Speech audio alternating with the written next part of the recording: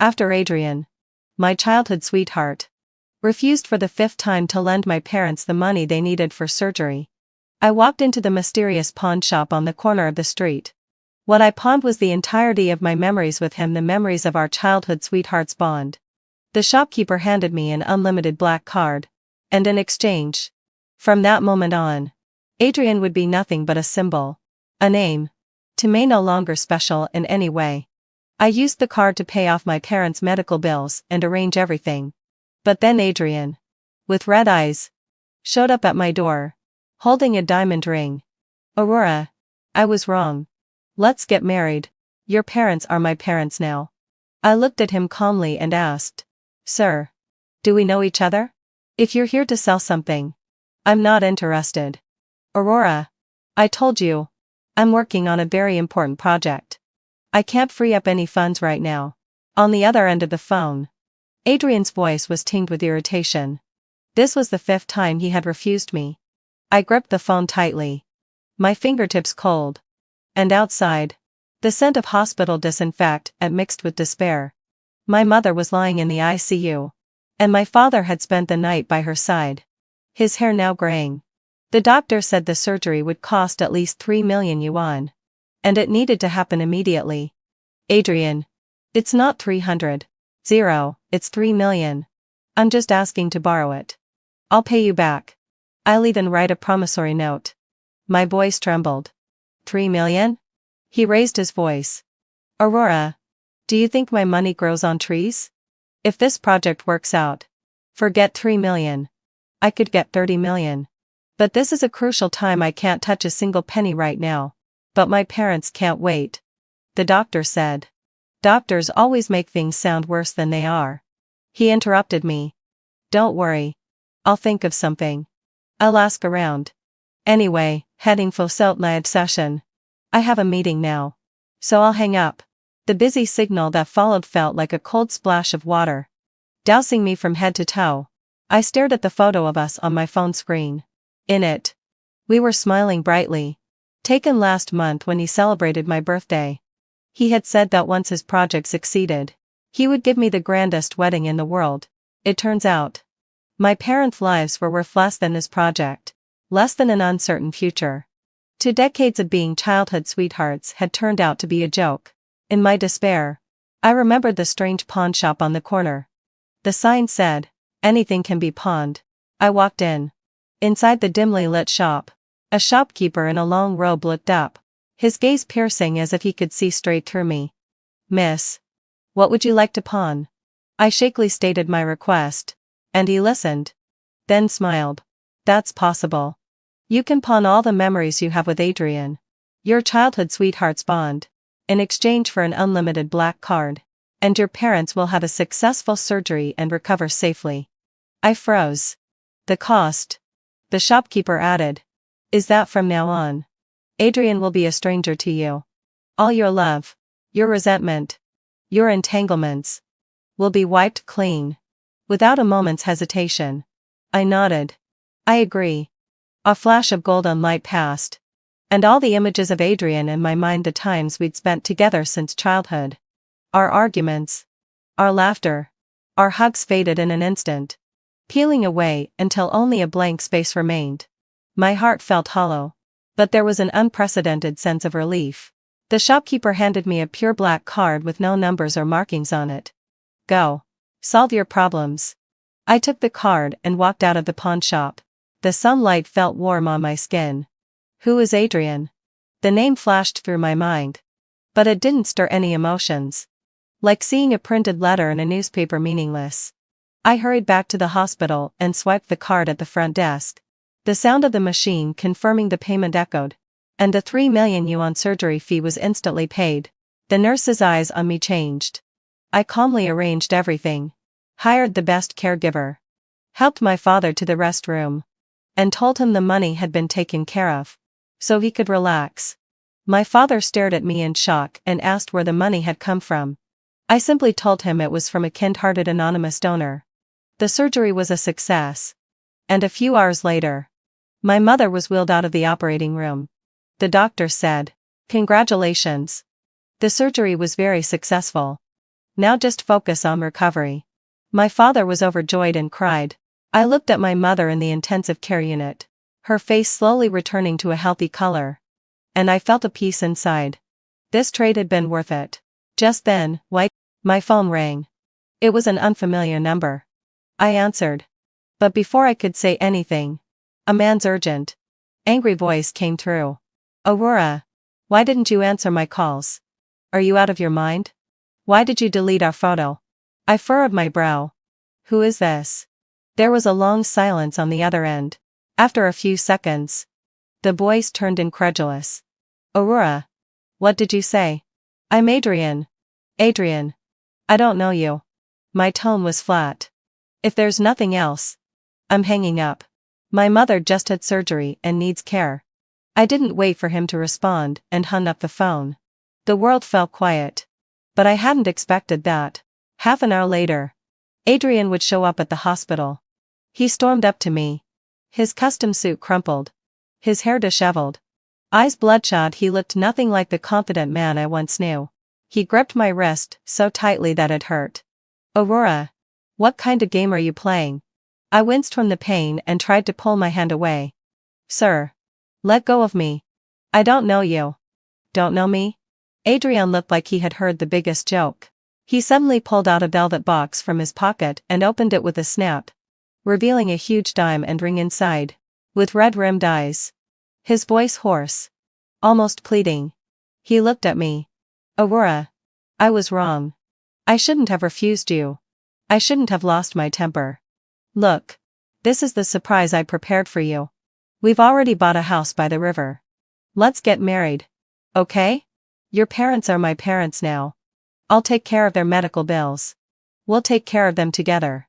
Curious eyes gathered around us, full of speculation and gossip. I looked at the stranger in front of me, his emotions running high, and felt completely bewildered. I calmly pulled my hand away and stepped back, keeping my distance from him.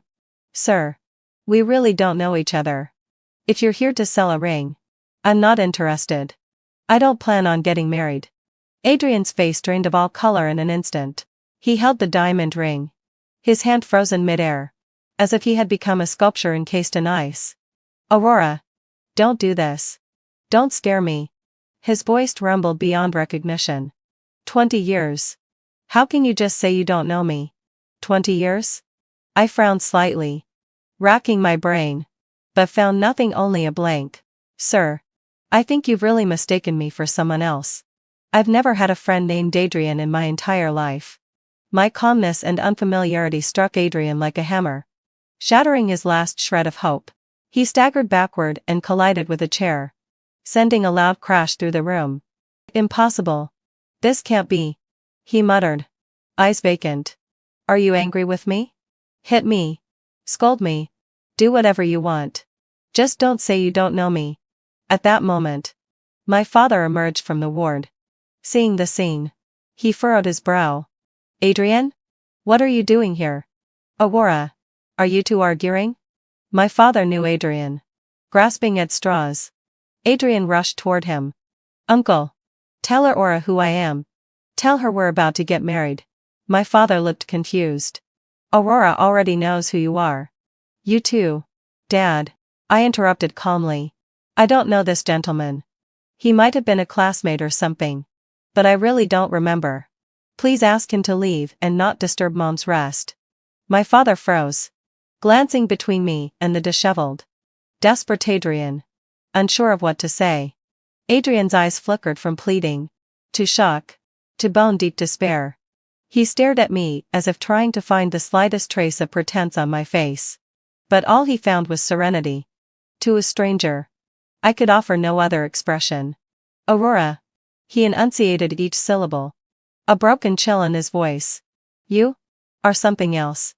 Then he turned, a wounded beast stumbling blindly, and rushed out of the hospital. The diamond ring, which he had cherished as a treasure, slipped from his hand, hitting the floor with a crisp clink and rolling to my feet. I glanced down, then stepped over it as if it were nothing more than a worthless glass bead. For the next few days, Adrian did not appear again. I enjoyed the peace, tending to my mother in the hospital and chatting with my father. My mother's recovery was going well. She could already walk around the ward. I used my black card to secure the best VIP room for them, with 3 meals a day prepared by a dedicated nutritionist. My father, staring at the bill, worried. Aurora, how much is this going to cost? That kind-hearted person. We should at least know who it is so we can repay them someday. Dad. They said no repayment is necessary. I replied, peeling an apple without looking up. Just rest and take care of yourself. Don't think too much about it. He sighed, saying no more. That day, as I was helping my mother freshen up, there was a knock at the door. The well-dressed woman entered. Upon seeing me, her face immediately lit up with a practiced smile. Aurora, I heard your aunt had surgery, so I came to check on her. I even brought some supplements from abroad. I studied her for a moment, piecing together fragments of memory until a vague recognition surfaced. Vera, Adrian's cousin. And once my close friend? From what I recalled, we had been quite close. But after discarding that period of memory, all I saw now was a smile so forced it was almost grotesque. Thank you. That's thoughtful of you, I said politely, setting the supplements aside. Vera feigned concern. How is your aunt? And Adrian? Honestly, for something this big, he didn't even tell me. If I hadn't called him today and noticed he was off, I'd have been completely in the dark. She watched my expression closely. I remained expressionless. Mom is recovering well. No need to worry. Seeing my cold demeanor, Vera's eyes flickered, and she sat beside me, lowering her voice. Aurora, what's going on with you and Adrian? Today he seemed completely lost, locking himself in his office drinking. When I asked, he said nothing, just kept repeating, she doesn't know me anymore. She forced a look of sympathy. After 20 years together, how can it just end like that? I know he shouldn't have refused you when you needed help, but he had his reasons too. I raised an eyebrow, waiting for her to continue. His project. Who was it really for? Wasn't it for you? He even bought your wedding house by the river with all his savings. He chose the ring, planning to surprise you once the project succeeded. Who could have known? Vera sighed.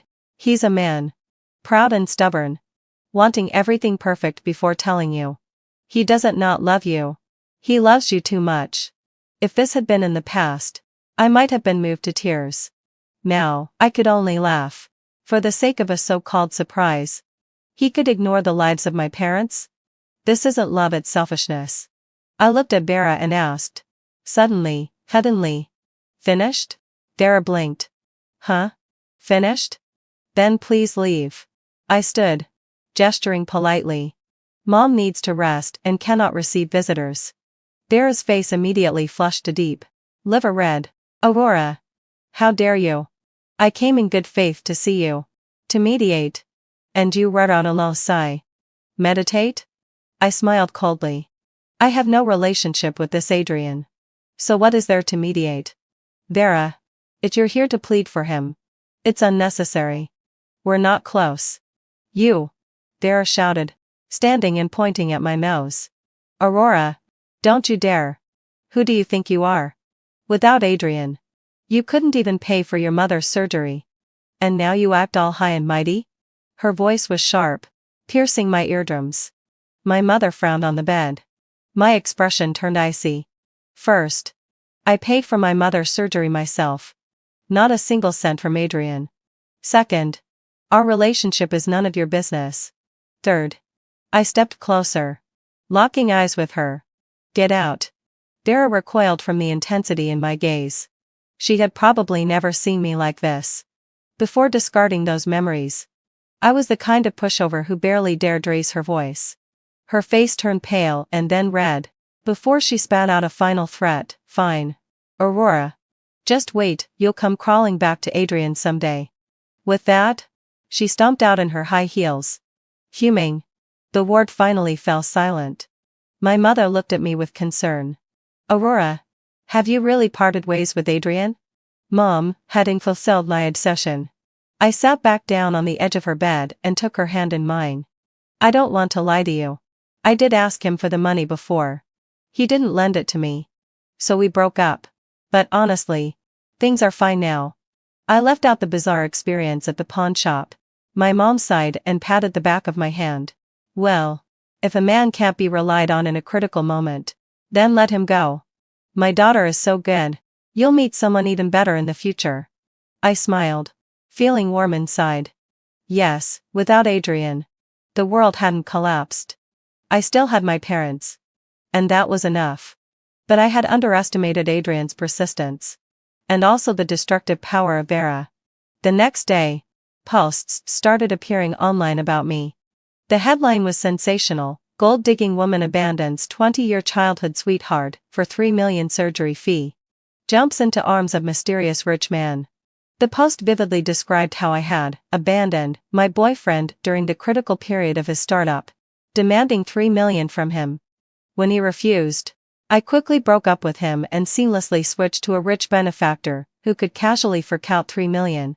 The poster also included a photo of me paying the hospital bill, as well as a picture of Adrian leaving the hospital, looking dejected.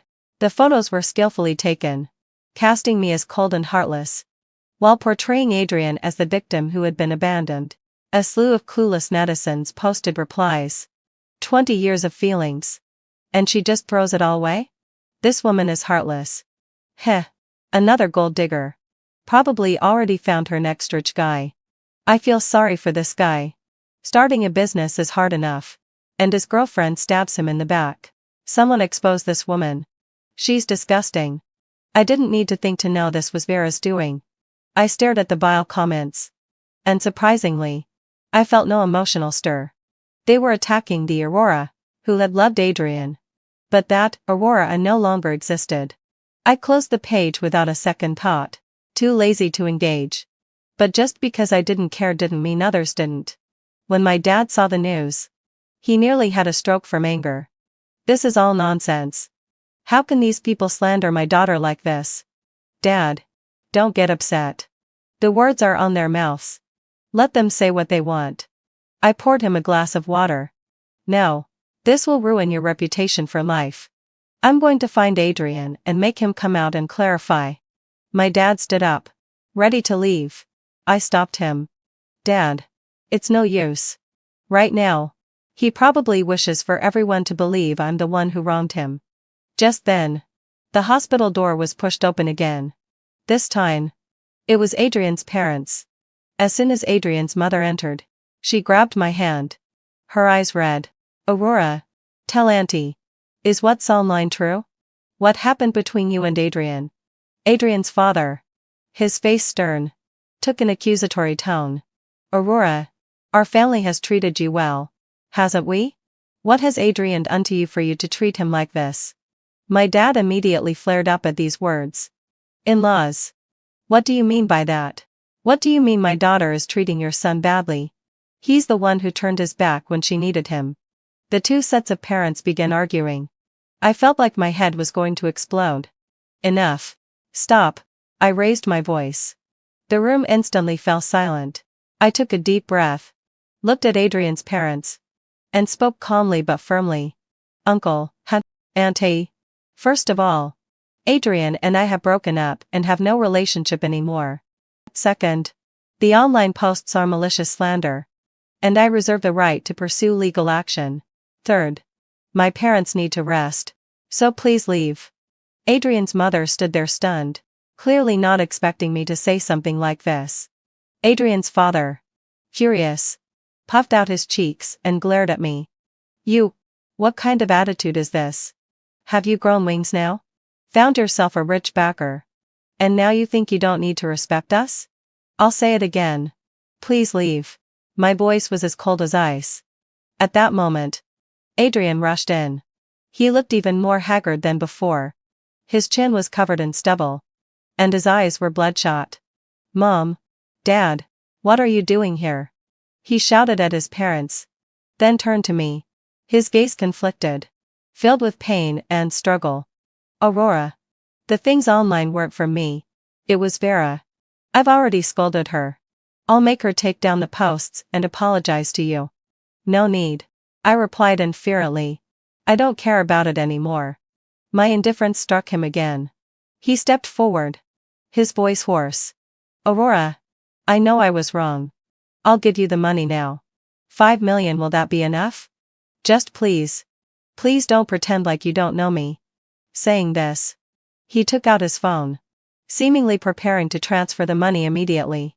I looked at him, feeling a little sad. He still thought the problem between us was just about money. I shook my head. Adrian. I've told you many times already. I don't know you. And I don't want your money. Now. Please. Take your parents and leave. Aurora. Finally, having fulfilled my absai. Adrian's father exploded. Don't go too far. Don't think we don't know. Your mother's surgery was paid for by a doctor named Elias. He's the son of the hospital director. A promising young man. You've been after him. Haven't you? You're a promiscuous woman. Elias? I froze for a moment. He was my mother's attending doctor. A kind and responsible young man. I had indeed consulted him a few times about medical issues. But when did he ever pay for my medical bills? The money I used was from. Wait a minute. Could there be something wrong with the black card the pawn shop gave me? An absurd thought flashed through my mind. When Adrian heard the name, Elias, his body stiffened. He stared at me.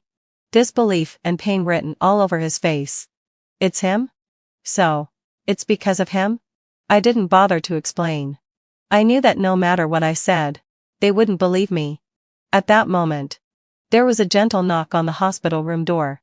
Dr. Elias, dressed in a white coat, entered, Hennard, holding a medical file. He saw the tense atmosphere in the room and paused for a moment before offering a gentle smile. Miss John, I'm here for my rounds. How is your mother feeling today? His appearance was like a splash of cold water into a pot of boiling oil. The entire room instantly erupted. It's him. It's this pretty boy. Adrian's father pointed at Elias. His face a picture of fury. Adrian's mother scanned Elias from head to toe with a look of suspicion and hostility. Adrian's gaze, sharp as a knife, flickered back and forth between me and Elias. Elias, somewhat confused by the scene, adjusted his glasses and looked at me, silently asking, what's going on? Before I could speak, Adrian lunged forward, grabbing Elias by the collar. Is it you? Did you give her money? What's your game here? Adrian's eyes were bloodshot, like a wild beast driven into a frenzy. Elias, his face red and from the grip, remained composed. Frowning, he tried to pry Adrian's hand away. Sir, please calm down. Let's talk this over calmly. I have nothing to say to you. Adrian roared. Stay away from her. Aurora is my woman. Enough. I shouted sharply. I rushed forward and shoved Adrian aside.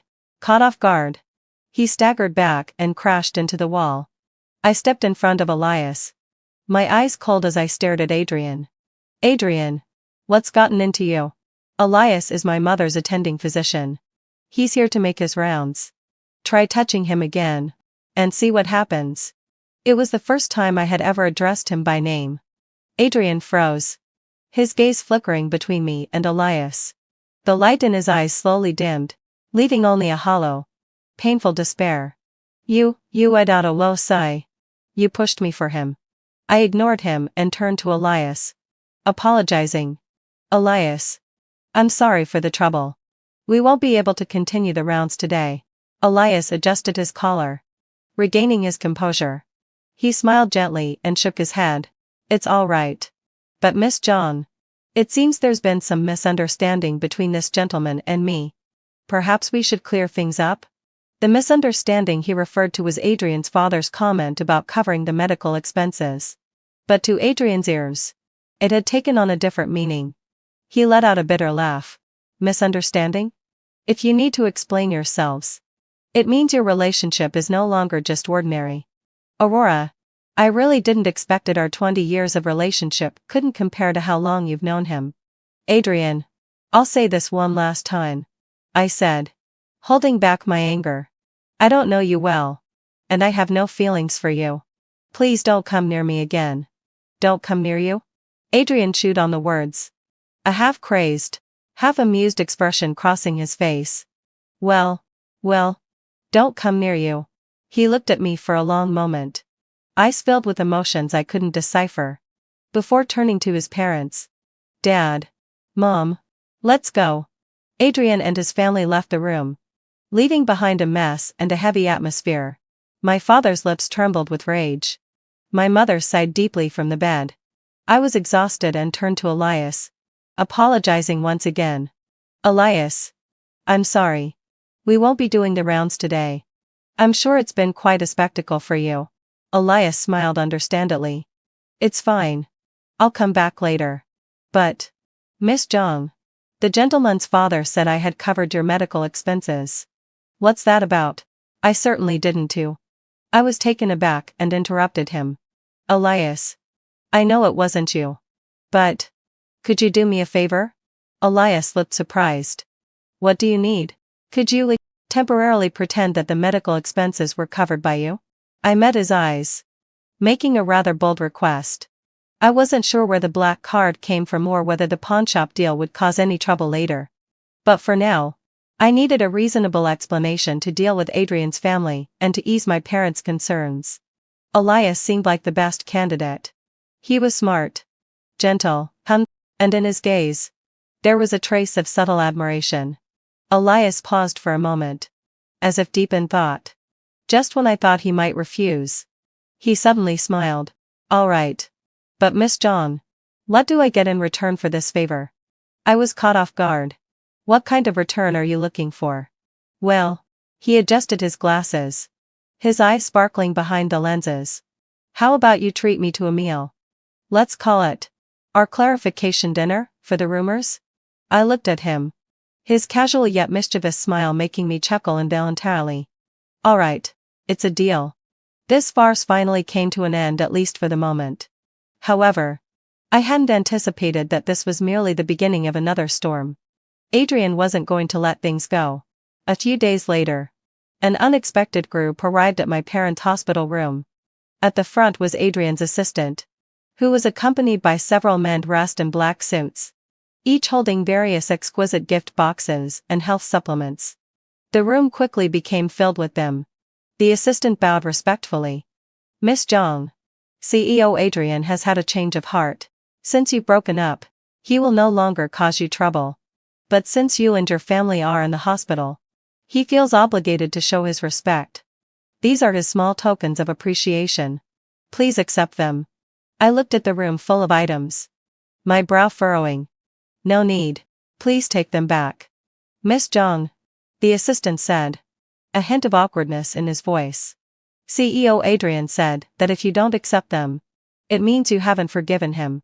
He will wait here until you do. It was a subtle form of pressure. I was about to snap when my father spoke up. Aurora, since it's Adrian's kind gesture, why don't you accept it? Don't make things difficult for him. My father still held on to old ties. Reluctantly, I had no choice but to agree. The assistant breathed a sigh of relief when I accepted. Also, CEO Adrian has already arranged for the best rehabilitation center. Once your father is discharged, he can go straight there for recovery. All expenses will be covered by Adrian. Even my mother was moved. This boy Adrian. He's really thoughtful. But inside, alarm bells were ringing. What was Adrian up to? Was this a retreat disguised as magnanimity? Trying to show off his generosity and then have my parents convince me to get back together with him? Over the next few days, Adrian's gestures kept coming. Today it was premium bird's nest. Tomorrow it was an advanced nurse. The day after that, he arranged for a team of specialists to visit. He never appeared in person, only conveying his concern through his assistant. My parents' attitude shifted from initial admiration to guilt. They began dropping casual compliments about Adrian in front of me. Aurora, Adrian's a good kid. He's just young and too focused on his career. Yeah. Look at him now. He's really stepping up. I think he still has feelings for you. I found it irritating but couldn't refute it. Until one evening, when I was preparing to go to a nearby restaurant to treat Elias to dinner, fulfilling my promise. As I stepped out of the hospital's front gate, a black Bentley silently glided to a stop in front of me. The window rolled down, revealing Adrian's haggard yet still handsome face. He looked at me, his voice hoarse. Get in. I looked at him, my tone distant. Adrian. There's nothing more to say. What I want to say is about the pawn shop, he said, each word like a heavy hammer, striking my heart with force. My pupils suddenly contracted. How did he know about the pawn shop? Adrian saw the shock on my face and gave a bitter smile. Surprised? I found out. Aurora. To forget me. You really spared no expense. My heart skipped a beat. He knew. He knew everything. Get in the car, he said again, his voice commanding and unyielding. We'll go somewhere and talk. Or, would you rather everyone find out how you sold your memories for money? It was a threat. A blatant threat. I clenched my fist, my nails digging into my palm. In the end, I opened the car door and got in. The atmosphere inside the car was suffocating. Adrian said nothing, just drove in a direction I didn't recognize. I watched the streets fly by outside the window, my mind cold. What did he want from me? To take back my memories? Then mock me for my foolishness and overestimation? The car eventually stopped in front of a high-end private club. Adrian led me inside, into a quiet private room. He poured me a glass of water, then sat across from me, silently watching me. His gaze was like a web coated in poison, tightly enclosing me. When did you find out? I finally couldn't hold it in and broke the silence. The moment you asked me, do we know each other? I knew something was wrong. Adrian's voice was low, tinged with suppressed pain. You loved me so much. Even if you were angry, you would never look at me like that. That look, it was like looking at a lifeless object. He gave a self-deprecating laugh. At first, I thought you were just playing a game, trying to make me regret it. But then I realized, no, you really forgot me. I sent someone to investigate your movements that day. You left the hospital, went down a narrow alley, and entered a shop with no sign. That shop was strange. My people couldn't find any business registration information. All I know is that when you came out, you were holding a card. He paused, then continued. I took your photo and personally went to that alley. The shopkeeper admitted you pawned something. My heart sank. He told you? I whispered. He didn't say what you pawned. He said it was the customer's privacy. Adrian's eyes were locked onto mine. But, Aurora, I've known you for 20 years. What could you possibly have that's more important than your life? Something you'd be willing to trade for money to save your parents? He reached out, trying to touch my face across the table. Besides your love for me, besides those 20 years of memories we shared, what else could it be? I turned my head, avoiding his touch. His hand froze in midair, then slowly withdrew. The room fell into silence again. So, you came here today to flaunt your cleverness? I spoke coldly. Congratulations. You guessed right. I pawned everything about you to save my parents' lives. Now, you can mock me. Mock you? Adrian's eyes instantly reddened. Aurora, why would I mock you? I'm heartbroken. Not mocking you. He suddenly stood up, walked to my side, squatted down, and looked up at me, his eyes filled with regret and pain. I'm the jerk. I'm the one who's wrong. I thought your parents' illness wasn't serious. I thought my project was more important than anything. I thought you'd always be by my side. No matter what I did. You'd never leave me. I was wrong. Aurora. I really was. Please. Buy your memories back. Okay? I'll give you any amount. We'll go back to the way things were. I'll give you everything. My life. Everything. He grabbed my hand, his hot tears falling onto my skin, burning with intensity. But my heart remained a frozen lake. I looked at him calmly, speaking each word slowly. Adrian. It's too late. First, the thing you pawned cannot be redeemed. That's the rule. Second, even if it could be redeemed, I wouldn't want it. I pulled my hand back and stood up, looking down at him from above. Because without you, I'm doing just fine. My parents are healthy. And I have the ability to solve all my problems. I don't have to revolve around you anymore. I don't have to watch my every step around you. I don't have to sacrifice everything in front of me for your big future. Adrian. Hear me clearly. I don't love you anymore. Not because I've forgotten you, but because the current or aura would never fall for a man like you. Having said that, I turned and walked away. Aurora! He shouted behind me. Don't leave. Let me explain. I didn't turn around. Just as I was about to reach the door, he suddenly said something that made me stop in my tracks. That black card. You really think it has no price? I whipped around and looked at him. Adrian stood up, his face pale, but the corner of his mouth curled into an eerie smile. The shopkeeper was willing to tell you everything, but he wouldn't tell me what you pawned. Don't you find that strange? My heart raced uncontrollably. I begged him. I knelt down and begged him to tell me what I could do to get you back. In the end, he gave me something. Adrian pulled out an ancient wooden box from his coat. He opened the box, and inside lay a crystal ball, translucent and gleaming as if there was light swirling within it. The shopkeeper said, "This is your pawned memory. It's in my hands now." I stared at the crystal ball, as if I could see countless unfamiliar scenes flickering inside. What do you mean by this? What I mean is, Adrian slowly walked towards me, holding the box in his hands. The switch for your memories is now in my hands. If I crush it, your memories will disappear forever. You won't ever get them back. But if... He reached me, his gaze burning as he looked at me. If you're willing to come back to me, I can give it back to you. I looked at him and suddenly smiled. Adrian, are you crazy? I asked him. Do you really think I care about these things I willingly abandoned? Go ahead. Crush it. It'll be a permanent end to this. My reaction clearly took him by surprise. He froze, looking at me in disbelief. You don't care? Why should I waste my feelings on the memories of a stranger? I retorted. The blood drained from his face. Indeed, to me now, the emotions locked in that crystal ball were nothing more than those of a stranger. A woman whose joys and sorrows had no bearing on my life. Why should I care? I walked past him, heading for the door. Wait.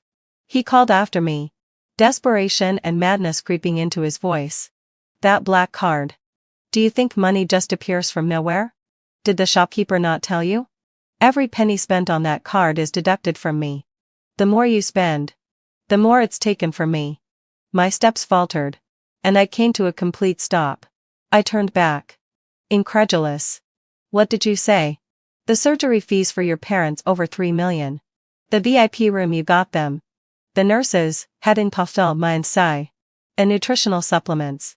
All in all, it's close to 10 million. Adrian's bitter laugh echoed in the air.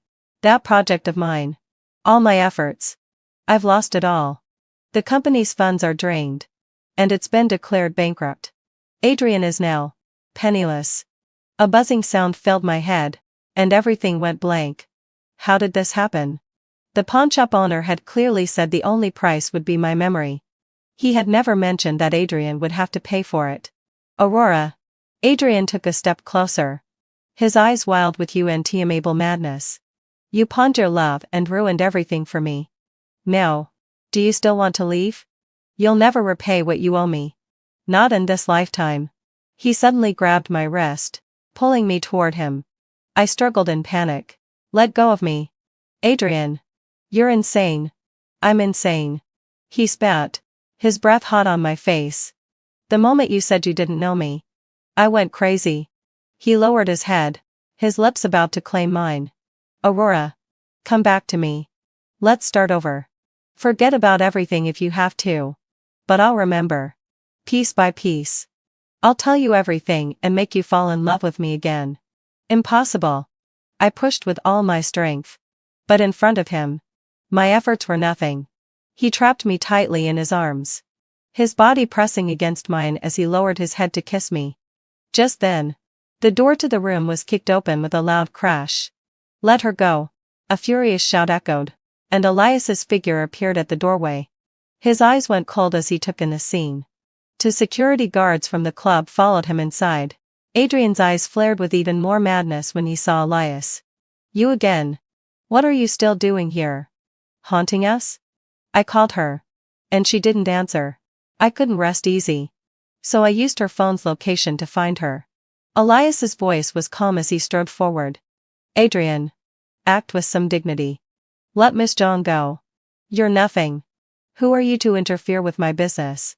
Adrian had completely lost his mind. Not only did he not let go, but he held me even tighter. Elias didn't waste words. He stepped forward, swiftly grabbing Adrian's wrist in a precise hold. Adrian winced in pain. Forced to release me, I immediately backed away, standing behind Elias, still shaken. The two security guards stepped forward, each holding Adrian from either side. Adrian, calm down. I couldn't help but feel a complicated surge of emotions as I looked at his crazed expression. Calm down? How can you expect me to calm down? He struggled, shouting at me. Aurora. You owe me. You'll owe me for the rest of your life. Elias furrowed his brow and turned to the security guards.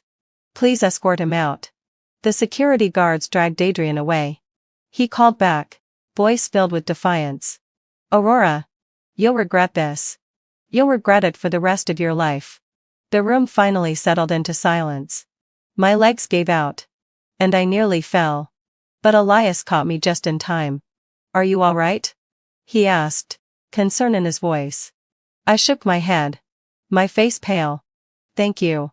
He didn't do anything to you, did he? No. Elias sighed, looking at me. Looks like dinner's off the table now. I forced a smile. Sorry. I've caused you trouble again. There's no need to apologize between us. Elias helped me sit on the couch and poured me a glass of warm water. But, Miss Zhang, there's something I'm not sure if I should say. Go ahead. This Adrian. He's too obsessed with you. Keeping your distance isn't the answer. He found you here today. And tomorrow, he'll find another place.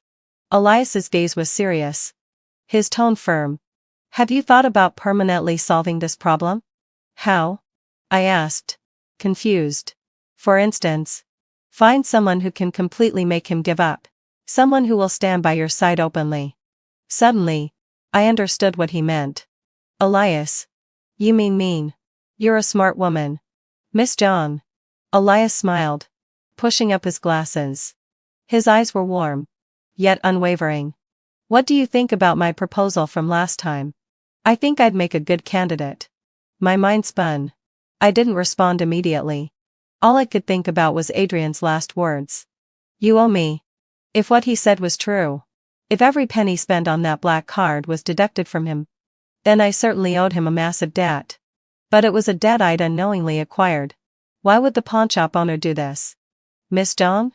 Elias's voice snapped me back to the present. I looked at him, his concerned gaze stirring something warm inside me. Elias. Thank you. But this wouldn't be fair to you. Getting you involved in this mess. Fairness is for me to decide. Elias interrupted, his voice gentle, but with an undeniable strength. And I'm not simply helping you. Miss Zhang. I admit I have feelings for you. I hope we can have a chance to truly understand each other. Starting as boyfriend and girlfriend seems like a good place to begin. He was confessing. I looked into his sincere eyes, unsure of how to respond. In my darkest and most helpless moments, he had appeared time and time again, like a light pushing away the shadows. And Adrian? He had brought only pain, madness, and obsession.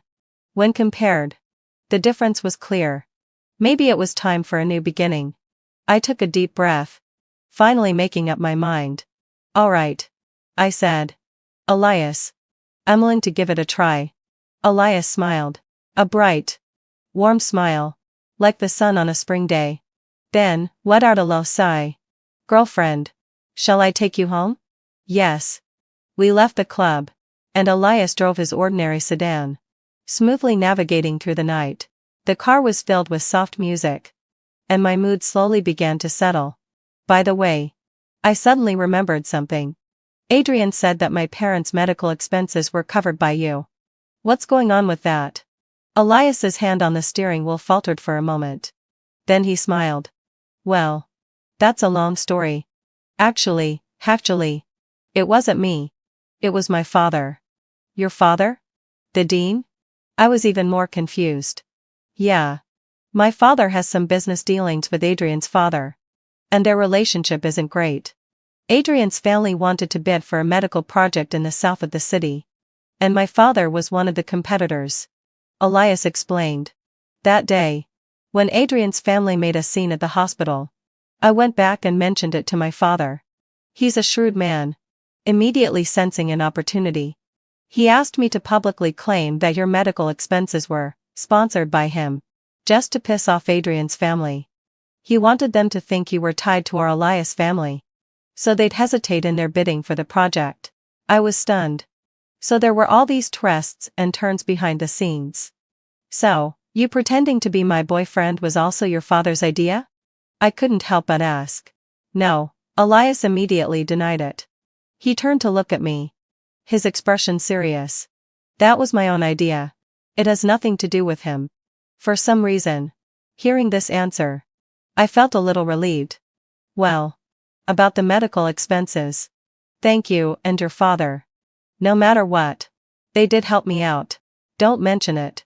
Besides, my father also got what he wanted from Adrian's family. Elias said casually. I didn't ask further. The battles between wealthy families were beyond my understanding. I only knew that, from today on, Elias was my boyfriend. I should start a new life with him. Completely moving on from Adrian's shadow. Back at the hospital, I told my parents about my relationship with Elias. They were initially surprised, but quickly expressed their support. After all, Elias had no flaws, his background was impeccable. His character seemed fine. And most importantly, he was genuinely good to me. Aurora, as long as you've thought it through, we support whatever makes you happy. I nodded. The days that followed were unusually peaceful. Elias came to the ward every day, chatting with my parents and bringing me snacks. He was thoughtful and caring, attending to my needs without missing a beat. With his company, smiles began to return to my face. Adrian didn't show up again. As though he had completely vanished from my world. Dara also ceased her meddling. I even began to feel as though the chaos and entanglement were nothing more than a distant nightmare. A month later, my mother was discharged from the hospital. Using the money from the black card, I rented a nice apartment near the hospital for their follow-up visits. Life seemed to be finally back on track. One day, I was walking in the garden downstairs with my mother when I unexpectedly ran into someone I didn't want to see. Vera. She had lost a lot of weight. Her face was haggard, dark circles under her eyes. And she looked nothing like her usual arrogant self. When she saw me, her gaze was complex. There was jealousy, reluctance, and a hint of fear. She hesitated for a long time before walking over. Aurora, can we talk? She asked. I didn't want to acknowledge her, but my mother stopped me. Shaking her head. Reluctantly, I stopped and looked at her coldly. What is it? Dara bit her lip and said. It's about my cousin. He has nothing to do with me. I know. Dara forced a bitter smile. He's dying. I froze. What did you say? Ever since his company went bankrupt, he locked himself at home, stopped eating or drinking, and has been drinking non-stop. A few days ago, he had a gastric hemorrhage and was rushed to the ER. The doctor said that if it continues, even a god won't be able to save him. Dara's eyes were red. I'm begging you. Please go see him. He won't listen to anyone now. All he keeps muttering is your name. I stared at her, feeling no emotion stir within me. This is his choice. It has nothing to do with me. Aurora, how can you be so cold-hearted? Dara became agitated. He's become like this because of you. And you won't even go see him once? He's done so much for you. The money spent on that black card. It was all him. Because of you. He lost his company. His family. His parents have cut ties with him because of the bankruptcy. Her words were like daggers, each one stabbing into my heart. I owed him. That thought resurfaced, clear and sharp. My mother, seeing my troubled expression, quickly said, Dara, Aurora has a boyfriend now. It's not right to keep dragging her into this with Adrian. You should go back now. Boyfriend? Elias? Dara sneered. Aurora, don't get too smug. Do you really think Elias likes you? He's just using you to deal with my cousin. To deal with Adrian's family. Once my cousin is finished, he'll kick you to the curb. You're lying. I snapped. Am I lying? You know in your heart whether I'm lying. Vera fixed her gaze on me. I didn't come here to beg you. I came to tell you that my cousin has the crystal ball of your memory. He said that if he dies, the crystal will shatter on its own. And you'll never remember him again. He wants you to choose. Either watch him die and lose that memory forever, or go save him and return to his side. With that, Vera turned and walked away, leaving me standing there, frozen to the spot, my body cold. What should I do? Should I go save Adrian? But why should I save him? What right do I have to save him? And I didn't love him. Even if I went, it would just be another act of deceit and manipulation. But if I didn't go, could I really watch a life slip away because of me? Besides, I still owed him. That night, I couldn't sleep. The next day, having fulfilled my intention, I went to see Elias, with 2 dark circles under my eyes. I told him everything Vera had said. Then, met out a low sigh. I looked at him, struggling to speak. Elias, I want to go see him. I finished, anxiously waiting for his response. I feared he would be angry, think I was indecisive, and, like Vera said, feel that I was no longer of any use to him. But Elias just listened quietly, then smiled gently. Go ahead, he said. I froze. You're not angry? Why should I be angry? He asked in return. You want to go because you're kind-hearted, unwilling to see a life end just like that. That's your strength. He paused for a moment before continuing. And I hope you'll go too. Some things need to be faced head-on. Settled once and for all. Go tell him you've started a new life. And that he can finally let go. It's better for both of you. As for the crystal ball, Elias looked at me with a gentle, steady gaze. Does a memory that's already in the past really hold that much weight? Aurora, we must look forward. Even without that memory, you are still whole. Your life shouldn't be shackled by the past. His words were like a shot of adrenaline, immediately soothing all the anxiety and unease in me. Yes, why should I care about that memory? I pawned it to start a new life. So why should I let it drag me back into that mire now? Elias. Thank you. I said sincerely. Fool. He ruffled my hair. Go on. I'll wait for you to come back. Once this is settled, we'll have no more worries. I nodded. I had made up my mind to see Adrian. Not to save him, nor to reclaim the memory, but to put an end to it. Following Vera's directions, I found Adrian's house. It was the villa of his parents, a place I once knew so well. But now, it was eerily silent. The front gate was even sealed with a notice. I froze. What was going on? I dialed Vera's number. And after a long while, she picked up. Her voice was filled with panic, trembling with tears. Aurora, come to the city center hospital. My cousin. He jumped off the building. By the time I reached the hospital, Adrian was in the emergency room. Adrian's parents were sitting on a bench in the hallway, looking like they had aged 20 years overnight. Vera was crouched on the floor, crying uncontrollably. When she saw me, Adrian's mother suddenly rushed over, grabbing my arm and pulling at it violently. It's all your fault. You bad luck. You've ruined my son. If anything happens to Adrian, I swear I'll haunt you as a ghost. She held on to me so tightly that it hurt, but I couldn't bring myself to say anything. Adrian's father was calmer, pulling his wife away, his voice hoarse. What's the use of yelling at her? Adrian made his own choice. He then turned to look at me. His eyes filled with exhaustion and resentment. Miss Zhang, what exactly did our Adrian family do wrong to you? Is this how you repay us by destroying Adrian? Destroying our family? My lips moved, but no sound came out. Why did it turn out like this? I just wanted to save my parents. I just wanted to start a new life. Why, in the end, must I bear the weight of another life?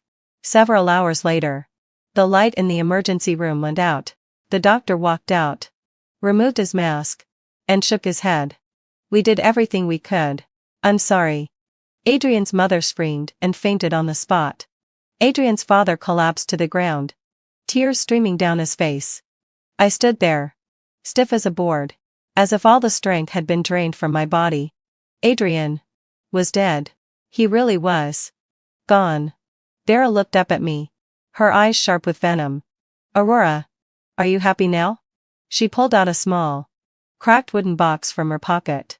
Inside, the crystal ball I had only seen once had turned into a pile of dull powder. His last words were that once he was gone, you would be completely free. He said he didn't blame you. It was his own fault. He also said, Aurora, I wish you happiness. Each word she spoke felt like a dagger to my heart. I stared at the powder, my mind blank. That memory I had palmed. Had it really disappeared forever? I didn't even know what it contained. I didn't attend Adrian's funeral. Elias didn't let me go. He said, the dead are gone, and the living remain. If you go, it will only make things harder for you with the Adrian family. Let him go in peace. I listened to him, locked myself in the apartment, and stayed there for 3 days without going out. I didn't cry, nor did I make a scene. I just sat quietly, staring out the window. I didn't know what to think. Should I be relieved that I had finally escaped the entanglement? Or should I feel guilty that a life was lost because of me? I couldn't tell. On the 4th day, Elias came. He brought me a strawberry cake, my favorite. Aurora, come out for a walk, he said gently. It's all over now. Your life is just beginning. I looked at him and nodded. Yes, it was over. Adrian was dead, and that memory was gone.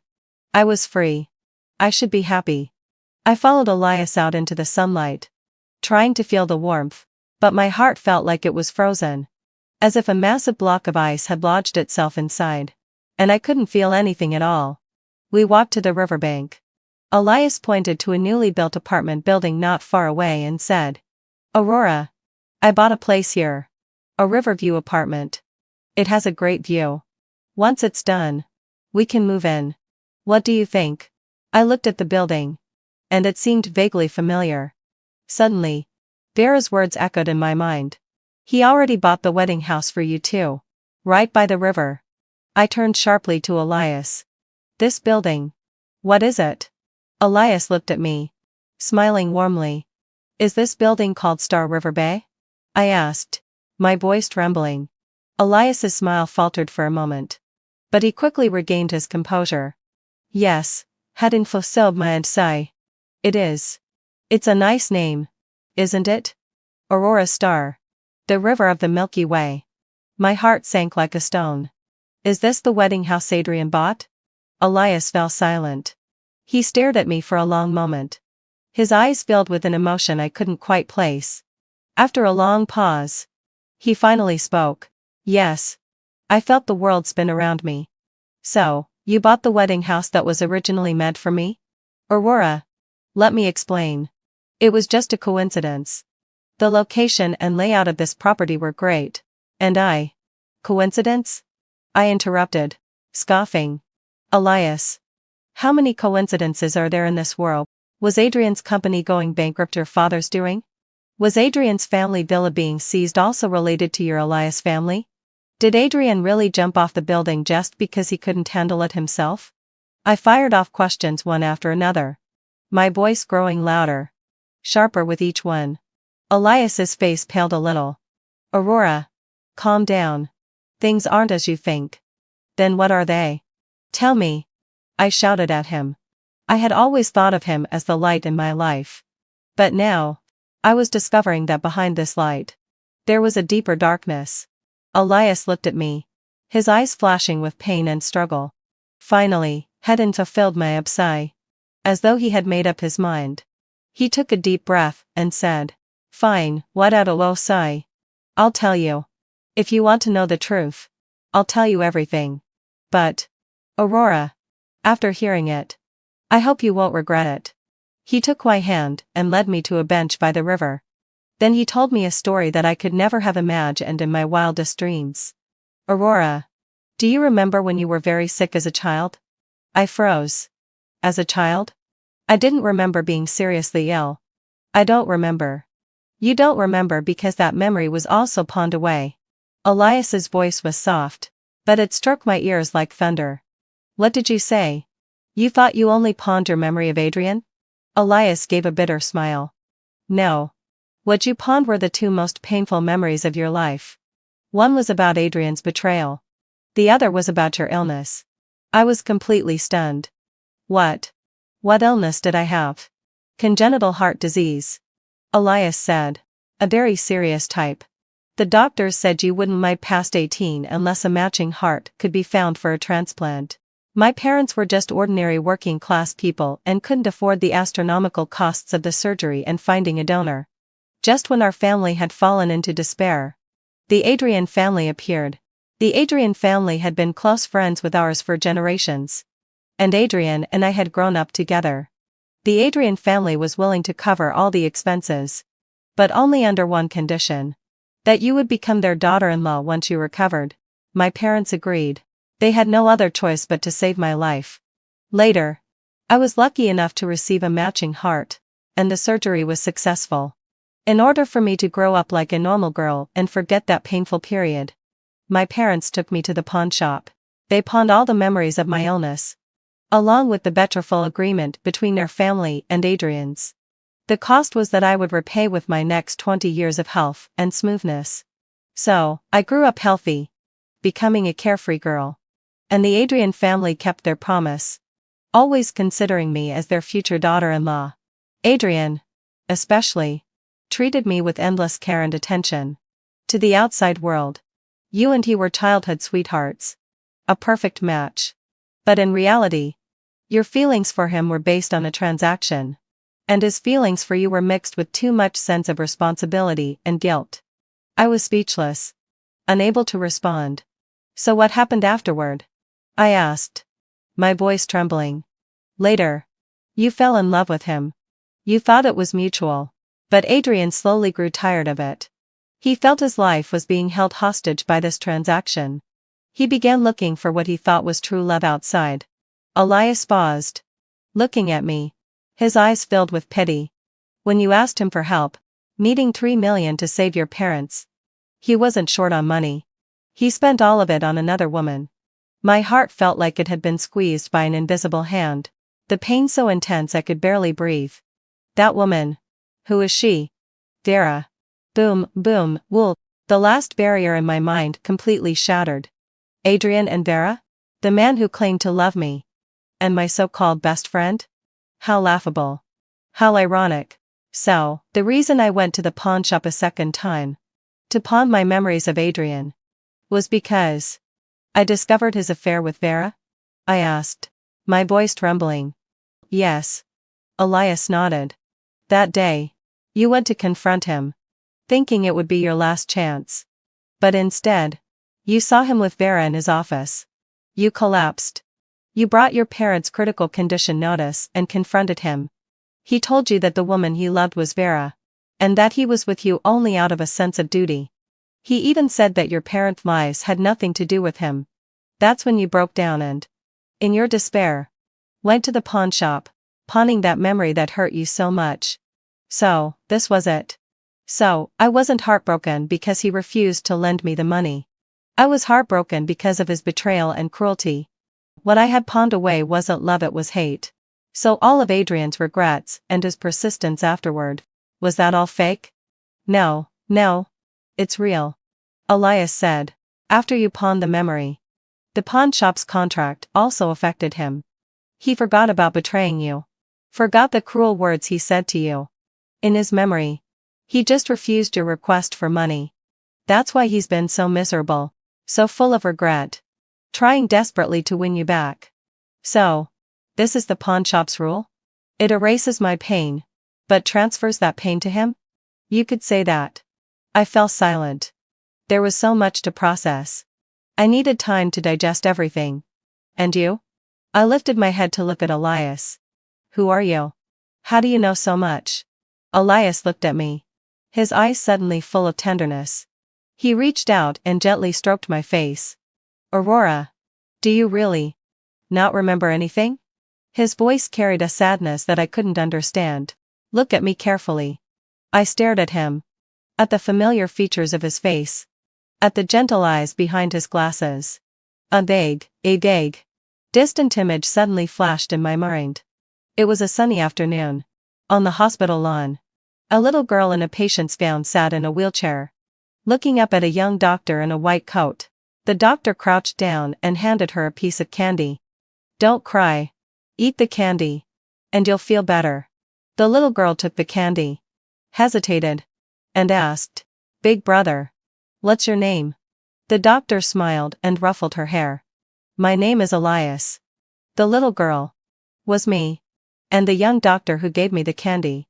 I snapped my gaze to Elias, my pupils shrinking sharply.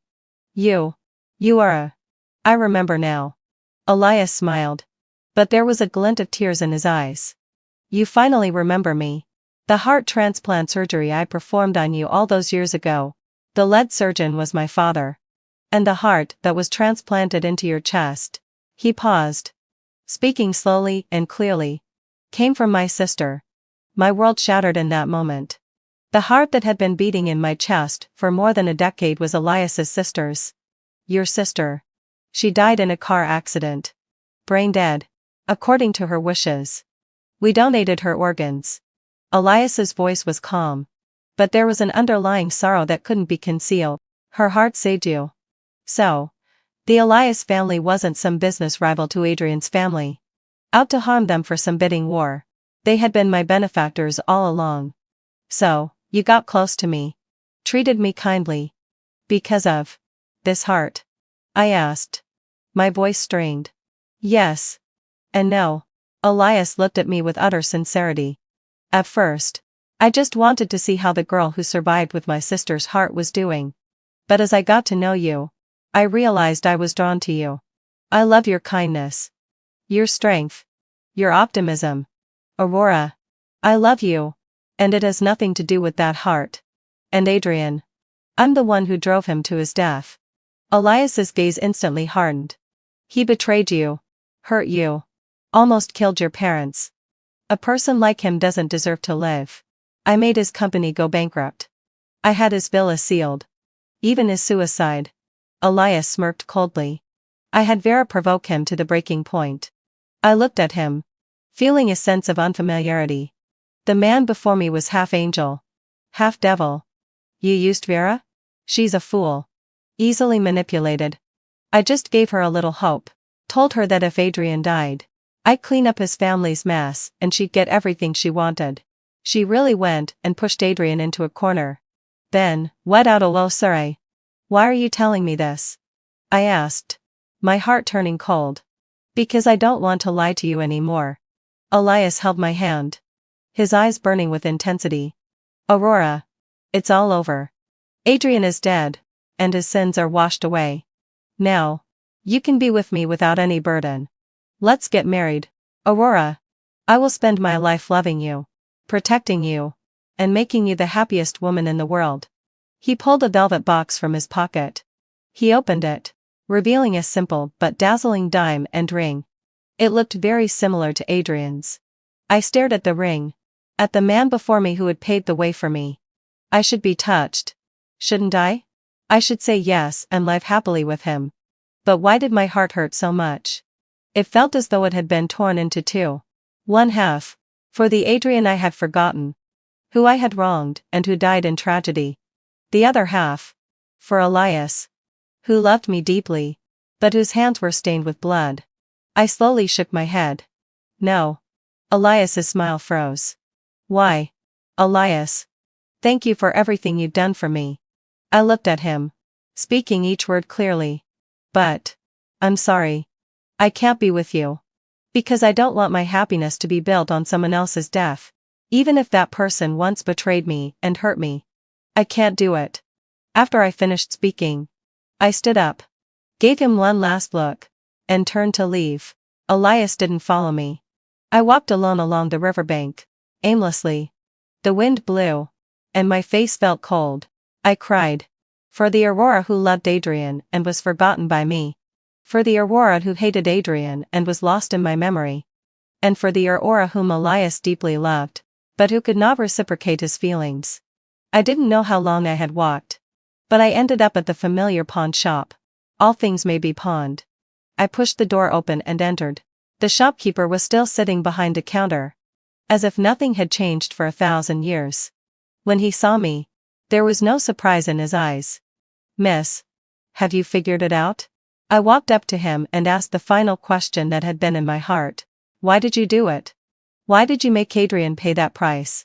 Why did you make him forget the betrayal and only remember the debt?" The shopkeeper smiled softly and poured me a cup of tea. "Because it was the wish you made when you came to the pawn shop the second time." I froze. "You said you hated him.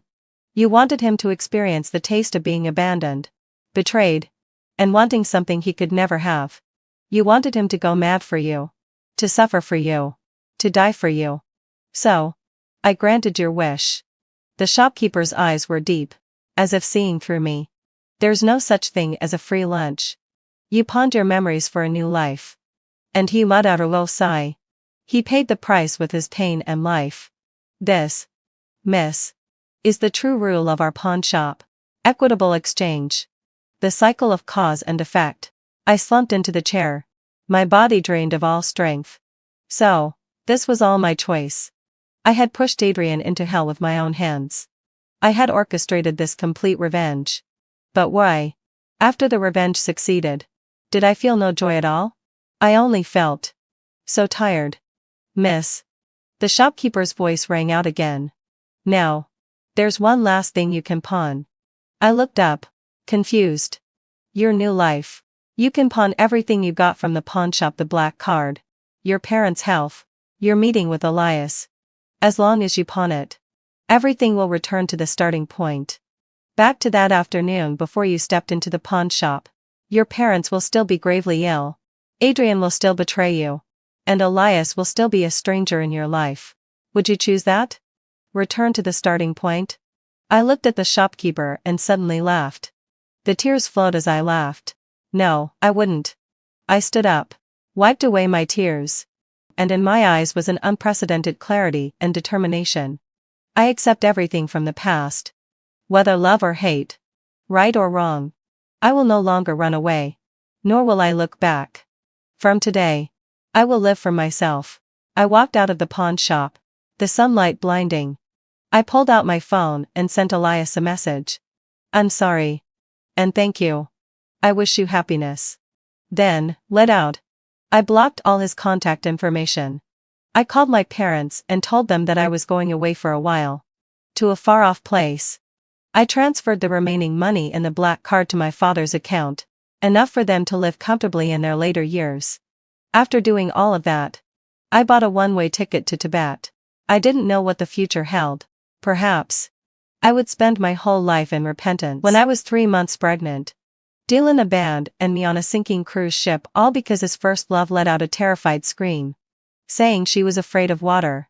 I begged him to save me and the baby. But he shoved me off the lifeboat. "You can swim, right? You won't die."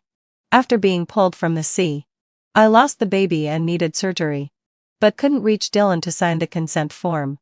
Then I saw his first love social media post. "True love shows in hardship. Dylan. Looking forward to our future." In the photo, the two of them were wrapped in the same blanket. Drenched, barely dressed. When I recovered and was discharged, I drove straight to Tibet. After a month without contact, Dylan called me like a madman. "Rena, the wedding dress is ready. Aren't you getting married?" After saying goodbye to the convoy, I turned on my backup phone and saw over 100 missed calls from Dylan. I answered, and his voice was sharp with anger. "Rena, where have you been lately? Your phone was unreachable. Messages ignored. My parents told you several times to try on the dress, but you were nowhere to be found. Do you even want to get married?" I looked down at the signed divorce papers in my hand, and let's not. "Rena, what are you going crazy about now? You were the one who said we'd just register the marriage without a wedding. Now that the invitations are out, you're backing out." There was noise in the background, and a sweet female voice trying to calm him down. His tone softened. "Wait. I'll come get you from home. Let's try on the dress first." The wedding dress was custom made, also the most expensive part of this minimalist wedding. I had dreamed countless times of wearing the most beautiful dress in front of family and friends. Marrying him. But now, I didn't care. Dylan had bought a new car. A bold royal blue one, loud and flashy. I got into the passenger seat. The sun was glaring. I pulled down the sunshade and saw lipstick writing on the mirror, "Dylan, love, Elsa." Dylan suddenly explained. I changed cars before getting in. The old one was too cheap for my status. That was the birthday gift I scrimped and saved to buy him. From the color to the interior. I had carefully chosen everything. Like me, Dylan replaced it without hesitation. The car stopped in front of the bridal shop. I didn't get out. "Since when did you change stores?" "I remember I booked at store A." Dylan pulled me out casually. "A friend said this one looks better." I liked silk gowns. But this shop was full of extravagant ball gowns. I had already chosen my dress. But it was changed on a whim for Elsa's tastes. The clerk ushered me to the fitting room. The dress fit well, but clashed with my temperament, just like Dylan and me now. He looked at me with rare admiration in his eyes. But I knew it was for the dress. He deliberately avoided looking at me. Instead, imagining Elsa in it. "This one then," he decided without hesitation. I was silent as he dragged me away. "Back in the car?" he asked. "Why the long face after trying on the dress? You already went out to have fun. And you're still upset? Just over a little thing. How long are you going to be jealous?" "On that cruise trip last month, when the ship hit the reef and began sinking, he pushed me off the lifeboat. All because Elsa was afraid of water. And I had learned to swim 10 years ago. I lost the baby. He found his true love and nearly forgot everything." Seeing me silent, he lectured me. "Why did you choose to go to the plateau? You're carrying a child. You're not 20 anymore. Can't you have some responsibility? Being a mother means being more steady. That baby is your responsibility now." I replied coldly. "So he's not your responsibility? When the cruise sank, you pushed me overboard. Did you ever think I had that responsibility in my belly too?" Dylan turned his face away. "Don't argue with me. I'm not buying it.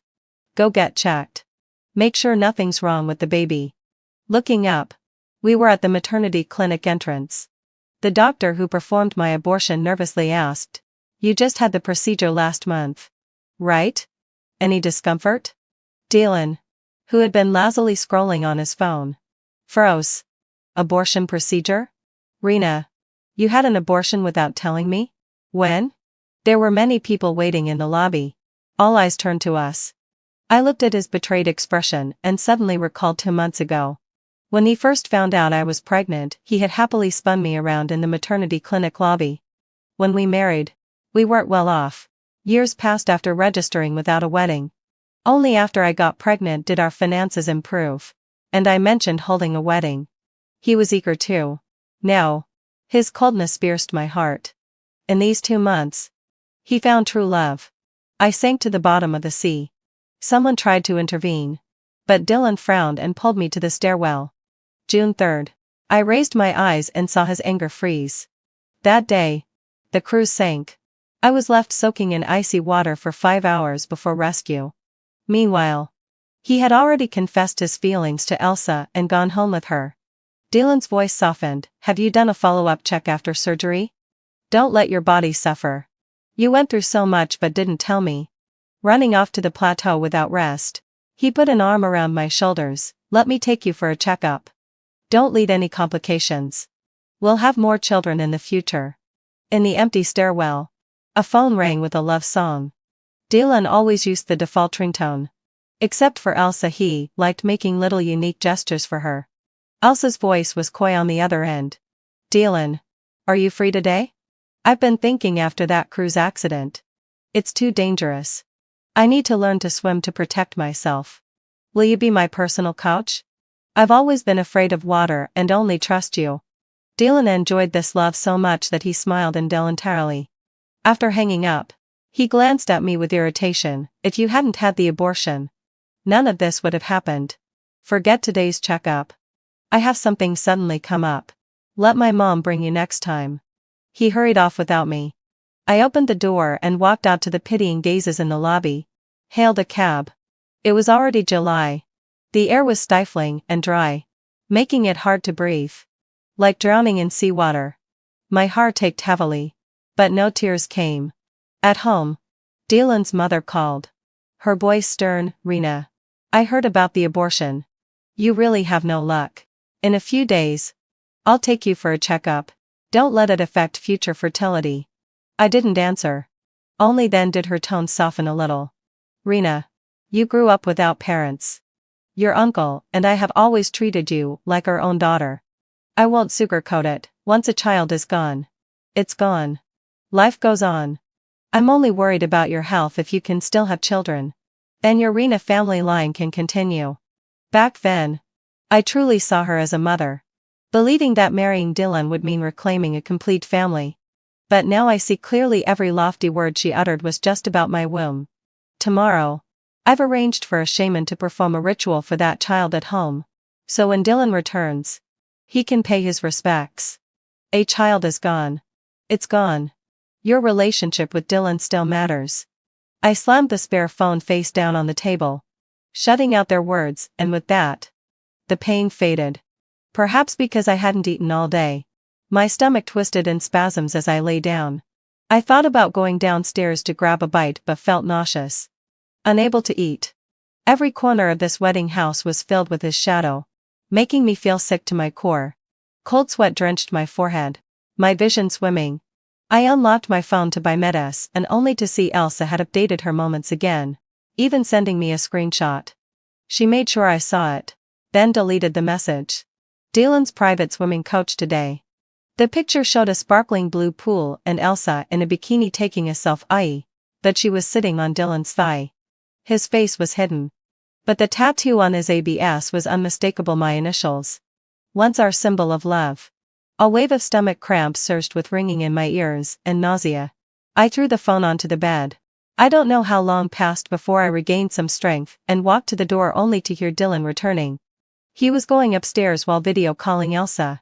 His voice soft and tender, full of affection. "I'm going on a business trip to the capital next month. Are you coming?" Elsa laughed. "Of course. We'll leave traces of our love wherever we go."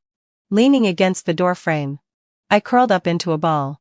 No one wants to give up someone they truly love, but when silence and bitterness pile up, even the deepest pain signals it's time to leave.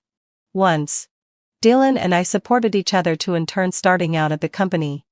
Now both department directors. We had seen the city's midnight glow together. Worked overtime for 6 months straight.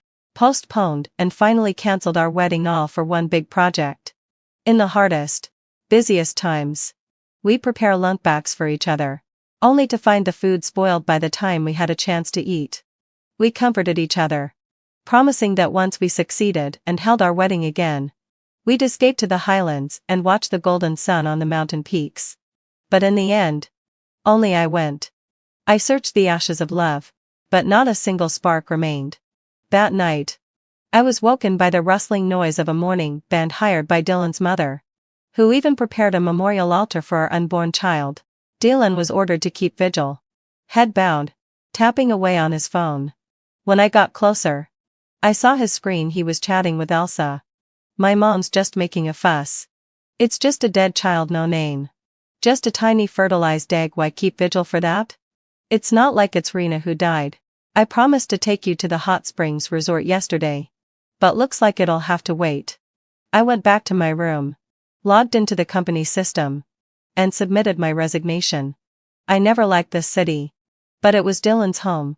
So I stayed all these years, never mastering the dialect, never enjoying local dishes, always the outsider. Now, determined to start fresh, it was time to leave. Before leaving, I went to the company to process my resignation and ran into Elsa delivering food to Dylan. "You got fired?" She sneered. "Serves you right. I told Dylan ages ago. IT isn't for women. Look at you after all this time. You're the one leaving." She patted my shoulder mockingly. "Rena, love is the same. If you're not right for each other, even marriage won't hold you together. Besides, who even knows you two are married besides you holding that certificate?" I shrugged off her hand and headed for the door. She thought I didn't know they'd been sneaking around the rooftop for 2 months. Lunch break ended at 2. Elsa delivered Dylan's meal. And he'd stay on the rooftop until 4 before returning to work. He's the deputy director of marketing, often traveling. Rarely at the office. Never home. Most likely out having fun with Elsa. But from now on, I doubt he'll be smiling much. When I handed in my resignation, Ed poured his heart out, basically saying one thing: he wanted Dylan out.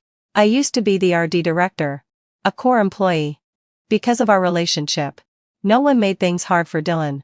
But now that I was leaving, the deputy marketing director position could be filled by someone else.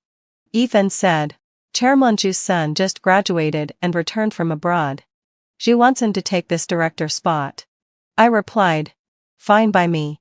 By the time I walked out the door near noon, Dylan hurried in to clock in. He saw me carrying my boxes, at first confused. Then a knowing smile spread across his face. Good. The wedding's this Sunday anyway. Go home and rest. After you're married, don't run around so much. It'll make things easier for you. Elsa stood behind me, voice intimate and mocking. Dylan looks down on career women, doesn't he? She's a makeup artist. Always traveling. Doing people's makeup. I knew Dylan had lied about business trips 4 or 5 times just to be with her. In all our years of marriage, aside from one cruise, we never traveled together. Our long-desired trip to Tibet kept being postponed. That one cruise I suggested he didn't refuse only because Elsa was on board. I glanced at Dylan. His smile was radiant. Soft like when we first fell in love. Elsa, you know we're not the same. That tenderness belonged to someone else now. Colleagues planned a farewell party for me. But I didn't want to fuss. Quietly leaving only made Dylan more certain. I couldn't stay in this industry anymore without a child. My spirit was broken. I was going home to be a housewife. He passed me coldly, saying just one thing. Once the wedding's over, you'll have everything you want. Stop with your childish antics and tricks. I smiled. Fine. I won't cause trouble anymore. I don't want you either. Dylan. Let's get a divorce. He sneered. Rena. Have you been fired? Feeling stressed out? Living in Hai Chang is so expensive. Without a job and now divorcing me. Are you just planning to slink away from this city in disgrace? At last, he tore off his mask, revealing his cruel, spiteful nature. I wasn't surprised. Without giving him a glance, I hailed a cab and left. When I got home, the bridal shop had already delivered the wedding dress I ordered. The huge, poofy gown completely filled up my wardrobe. I stared at the lavish skirt but couldn't recall the joy I felt when we first started planning the wedding. Grabbing a pair of scissors, I slashed the skirt repeatedly until it was in tatters. Then threw the torn fabric along with my wedding ring into the trash. The garbage truck swallowed the pure white veil, now stained and filthy just like this chaotic, disastrous relationship. I returned to my hometown, Suchang. Since my parents passed away, I had left for Hai Chang to study, get married, and settle down, and never came back. All that remained was a slightly outdated little apartment. I hadn't been there 2 days when Dylan showed up, wearing a mask. He stood at the door. His crisp suit looked completely out of place in the worn-out stairwell. Why are you here? You haven't been back since your parents died all those years ago. And now, just when you're about to have your wedding, your busiest time, you come here to slack off? He said it lightly, almost teasingly. The wedding's in 2 days. I guess you could say I'm here to bring good news to your future in-laws. He sat on the sofa, waiting for me to bring him juice. When I came out of the kitchen, I threw the juice right into his face. Who gave you the right to call them your future in-laws? What good news? Dylan.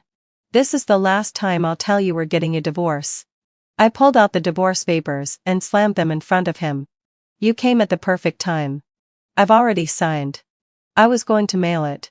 But now I can tell you in person. Dylan wiped the juice off his face, disbelief written all over him.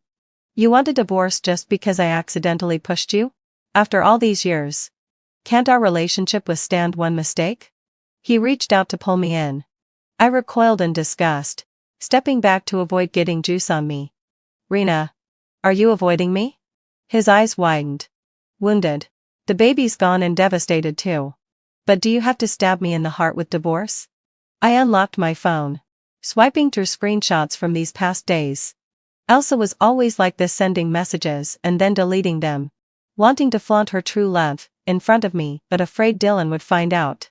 Photos from hotels, the pool, even kissing pictures. She bragged about the heart-shaped lunch Dylan had made for her. But I recognized that was the same lunch I had cooked for him. Dylan said the company cafeteria food was terrible and he missed my cooking. Then turned around and gave what I made overnight to Elsa. The hotel they frequented was a famous couple's hotel in Hai Chang, said to have every imaginable luxury. I had a bottle of perfume from that hotel, faint rose scent. Dylan gave it to me, saying he smelled it on a business trip and thought it suited me perfectly. He even asked the staff to gift wrap the full bottle as a birthday present. But it was actually just a cheap complimentary item from booking a couple's room. Dylan wiped the remaining juice from his face, staring at the photos with his expression shifting repeatedly before he finally murmured, "Rena, you don't understand, men and women are different. Men separate physical and emotional feelings. Just because I slept with her doesn't mean I love her. My heart belongs only to you. With her, it's purely physical." I could hardly imagine the audacity it took to say something like that. At that moment, Dylan's phone rang. It was Elsa's exclusive ringtone. He looked at me, embarrassed. "Answer it." I smirked disapprovingly. "Show me what physical love really means." The call connected, and the dilapidated apartment's background appeared behind him. Elsa saw it immediately. "Dylan, which rundown place are you hiding in?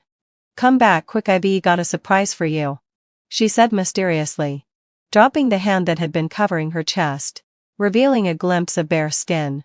Dylan's ears flushed red instantly, his eyes involuntarily darting there. Elsa giggled, leaning in to tease his pink ears. They looked like a pair of love-struck teenagers, the very air thick with their cloying affection. I sneered and doused their sweet moment with a bucket of cold water. Even a man as worthless as shit will find some desperate fool to eat him up. Elsa's face changed dramatically, and Dylan snapped out of it. "Hanging up. Rena, don't say that. I have feelings too. I get hurt. My love for you has been proven so many times. Do I still have to say it over and over?" Handsome as he was, his pitiful act almost moved me once, but I wasn't the same soft-hearted Rena anymore. Now, I just listened with utter disdain, unmoved. "Rena, we've been through so much together. The cruise was supposed to be romantic and beautiful. It was just that we hit a reef that turned it all upside down. But my promise to you remains. I went with you on the trip I promised. I'm giving you the wedding you deserve." He spoke with deep sincerity. "Love is always tinged with guilt. I always feel I've wronged you, so I want to make it up better. I've talked with my parents. The wedding's on my family's dime. We'll throw a big one, so all our friends and relatives know we're together. How about that?" I retorted. "Dylan, do you really think I'm just throwing a tantrum? I hate poofy gowns. I hate Elsa. And I hate being tangled up with her and her dirty secrets. Don't use your usual tricks against Elsa on me. It's disgusting." His phone buzzed continuously, the call from Elsa. I glanced at the screen. The call background was a photo of them cheek to cheek in matching couple outfits, apparently on the cruise's lifeboat. "Answer it, or your little lover will get upset and cause a scene." Dylan looked helpless but picked up. Though his movements were not slow, they were eager, almost impatient. Elsa said, "Dylan, I'm on the rooftop right now. If you say one wrong word, I'll jump off and make you regret it for the rest of your life. Why are you looking for Rena? Didn't you promise to love only me? I backed down so much for you. I've never been the other woman. But if your mother hadn't refused, I would have been the one marrying you." Her voice cracked with tears. "If you keep betraying me like this, I'd rather just die." She took a few steps forward, as if about to come closer. Dylan's eyes stayed glued to the screen. "Elsa, don't be impulsive. Listen to me, come down first. I'm coming to find you." The call was still connected, but he didn't even have time to grab his coat before bursting out the door. Only after reaching the hallway did he turn back and ask me, "Rena, I have to go see her. Something bad will happen if I don't." "You," I sneered. "Stop the drama. If you don't go check on your little lover, and she really breaks down, it'll be my fault instead." Dylan hurried down the stairs, taking them two at a time. I closed the door and started counting the time. 1 minute. 2 minutes. Then Dylan's phone rang. Not Elsa. But Ethan. Why am I being forced out? Dylan shouted in anger, his voice carrying across several floors. Just because of that insider? I've been with the company for years. If not for achievements, then for hard work. If you fire me, what will the employees think? This is what breaks our morale. After a few seconds, he said with certainty, I know. It has to be Rena. Right? She spent so long in your office the day she resigned. Could it really be about Bess? Yes, hadn't fulfilled my obsession. I cheated on her and betrayed her. But I never wronged her in any other way. He paced back toward me, his voice growing closer. The wedding she wanted, I gave it to her. The trips she wanted, I gave those too. The miscarriage was just bad luck. After all that drama, she still drags it into the company? Rena, come out and explain. I poured my heart out to you. And you want to ruin me? He pounded on the door hard. The old apartment's door was a sturdy iron security door, locked by me. Dylan couldn't break in and was forced to shout from outside. I put on my headphones and played a song called Good Luck. In the end, Dylan resigned. That day, I went to the company for my final handover. Ethan tried to persuade me. Dylan's gone. You don't have to leave. Hearing that, Dylan grew even angrier. Rena, you've been hiding from me all these days. Didn't think I'd catch you? He dropped his suitcase and stormed toward me, full of fury. You're quitting and trying to drag me down with you. Huh? At a time like this. And you're still bad-mouthing me to Ethan. He shouted loudly, as if ready to make a scene. Ethan gave me a tired look. And after I nodded, he had his secretary project surveillance footage on the office's central screen. Elsa and Dylan were caught kissing passionately on the company rooftop, unwilling to part. The footage was from last Tuesday at 4:30 p.m. during work hours. Using company funds to get cozy with your mistress on the rooftop. Dylan, I wanted to give you some face. But you insisted on making a mess. And there's more. I'm not even going to show everything to avoid embarrassing everyone. Ethan sighed. The secretary immediately pulled up attendance records. In the past 6 months, you only came to the company 20 days. Often arriving late and leaving early. Your travel expense claims also show many suspicious reimbursements. Dylan, you're unfit to be the marketing VP. Step down gracefully. Before, I tolerated you for Rena's sake. Firing you would have left a bad taste, since talent like Rena is hard to find. We could endure it. But now, I see no reason to put up with it anymore. Dylan stood there pale and helpless, facing the scornful, dismissive, and mocking gazes around him. Yet he still resisted, threatening me. Rena, you're so heartless just because you want a divorce? I'm telling you, the more you push, the less I agree to it. I had already anticipated this. Then see you. I had already anticipated this. Then see you in court. Hope you don't mind losing your dignity in public. That night, Dylan's parents rushed to Sioux City to see me. Rena, you lost your parents young. After you and Dylan got together and married, we treated you like our own daughter, his mother said, holding a teacup and speaking with the authority of an elder. Dylan has lost his way.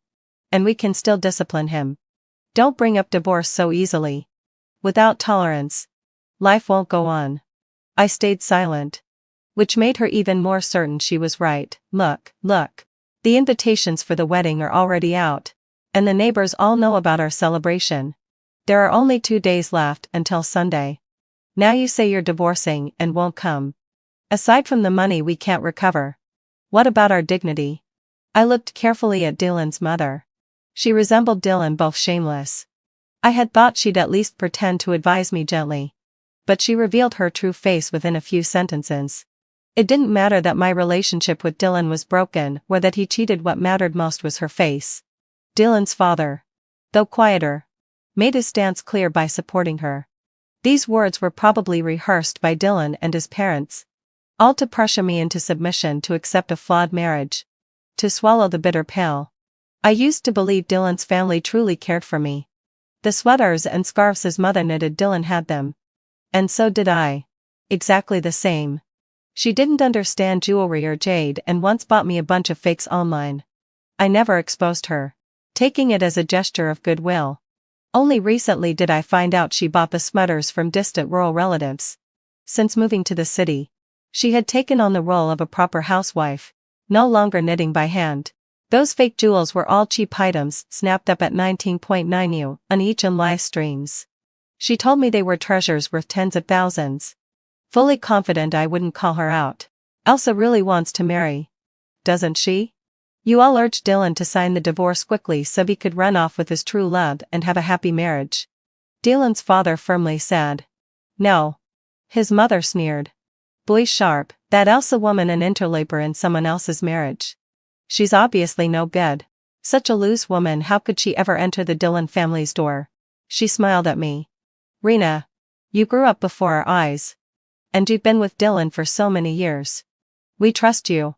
They had just moved to the city from the countryside, yet already carried the air of a wealthy family. Well, then there's nothing left to say see you in court. I stopped trying to reason with them, pushing both out the door and leaving them in the dark, grim hallway. The day before the wedding, Dylan came to my door with an invitation. He said he and Elsa were getting married and hoped I would attend as a friend to bless them. It was also meant to prove that our divorce was amicable, that he wasn't some scoundrel. In exchange, he promised to sign the divorce papers and leave me the house in Hai Chang. Only a few days had passed since we last met, yet he looked as if those days had dragged on forever, haggard and thin.